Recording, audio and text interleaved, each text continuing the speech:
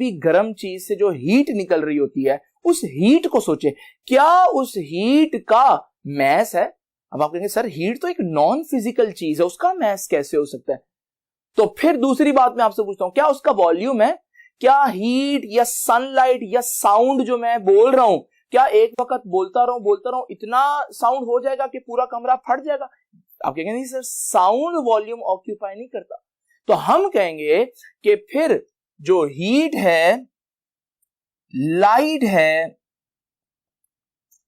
Sound है, ये वो चीजें हैं जो मैटर नहीं है। अब जब ये मैटर नहीं है तो फिर मैं इनको क्या नाम दूं? मेरे पास इनके लिए एक नाम है और वो नाम है कि ये एनर्जी है। तो याद रखिएगा, जब कोई चीज मैटर नहीं होती तो फिर वो क्या होती है? एनर्जी। अब आप सोचें, आपके इर्द गिर्द या मैटर है या एनर्जी है। अब ये दोनों बातें जो मैंने आप लोगों को अभी बताई थी कि फिजिक्स की डेफिनेशन में मैटर आ रहा है, एनर्जी आ रहा है और उनका रिलेशनशिप आ रहा है, तो ये तो दो चीजें एक्सप्लेन हो गई। अब देखते हैं रिलेशनशिप का क्या मतलब है। तो रिलेशनशिप में मैं आपको एग्जांपल देता हूं, एटॉमिक बॉम्ब की एग्जांपल देता हूं। देखिए एटॉमिक बॉम्ब क्या करता है? एटॉमिक बॉम्ब में आपको पता होगा यूरेनियम यूज होता है, और ये यूरेनियम जब एटॉमिक बॉम्ब एक्सप्लोड होता है तो बहुत ज्यादा हीट जनरेट करता है। अब जरा जल्दी से मुझे बताएं, यूरेनियम तो एक सॉलिड सब्सटेंस है और जितने भी सॉलिड होते हैं वो तो मैटर होते हैं, यानी कि यूरेनियम क्या है? मैटर। और हीट जब जनरेट हो रही है उससे, तो हीट क्या है? हीट तो एनर्जी में आता है।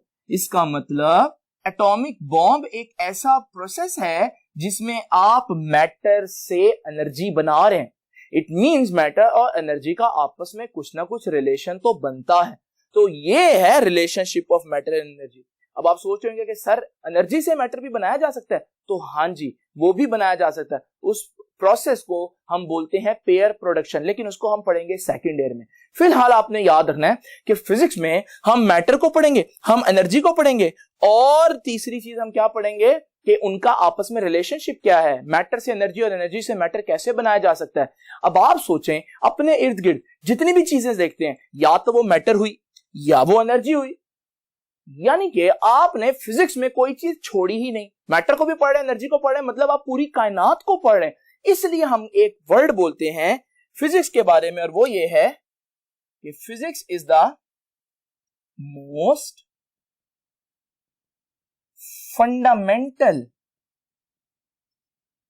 साइंस, सबसे बेसिक। आप केमिस्ट्री भी पढ़ रहे हो तो केमिस्ट्री में आप केमिकल्स पढ़ रहे होंगे, केमिकल्स मैटर है, तो एक्चुअली आप पहले फिजिक्स पढ़ोगे तो केमिस्ट्री पढ़ सकोगे। इसका मतलब फिजिक्स बहुत फंडामेंटल है, हर एक को पढ़नी पड़ेगी। दूसरी चीज, it is an experimental science. Physics एक एक्सपेरिमेंटल साइंस है, यानी कि फिजिक्स में आप जब तक कोई बात कह नहीं सकते जब तक कि आप उसको एक्सपेरिमेंट के जरिए प्रूव ना कर दें। तो खाली बातों से काम नहीं चलेगा, तो और हम भी इन खाली बातों से काम नहीं चलाएंगे। इंशाल्लाह हम भी आपको हर चीज का प्रूफ देंगे। अब जरा देखते हैं दो छोटे से एमसीक्यूज। जरा देखिए स्टूडेंट, ये मेरे पास एक पहला एमसीक्यू है। एमसीक्यू कुछ इस तरह से है कि विच इक्वेशन डिफाइंस फिजिक्स, और ये तीन इक्वेशंस आपके सामने लिखी हुई हैं। जरा ध्यान से equation E is equal to MC square देखें। इस इक्वेशन के लेफ्ट साइड पर एनर्जी है और राइट साइड पर मैस है, यानी कि ये इक्वेशन किस किस का रिलेशनशिप बता रही है? एनर्जी और मैस का। और एनर्जी और मास का रिलेशनशिप किस में पढ़ते हैं? फिजिक्स में। तो इसका मतलब अगर हम बात करें कि इन इक्वेशन में सबसे बेस्ट कौन डिफाइन होगा, तो E is equal to MC square physics को डिफाइन करेगी। अच्छा, अगर मैं थोड़ा सा चेंज करूं वर्ड को कि विच इक्वेशन डिस्क्राइब फिजिक्स। डिस्क्राइब का मतलब है कि डिफाइन का मतलब होता है एग्जैक्ट डिफाइन करना, डिस्क्राइब का मतलब है फिजिक्स के बारे में इंफॉर्मेशन दे रही है, और वही सारी ऑप्शंस है, लेकिन इंफॉर्मेशन तो सारे ही फिजिकल फिनोमिना के बारे में ही दे रही है।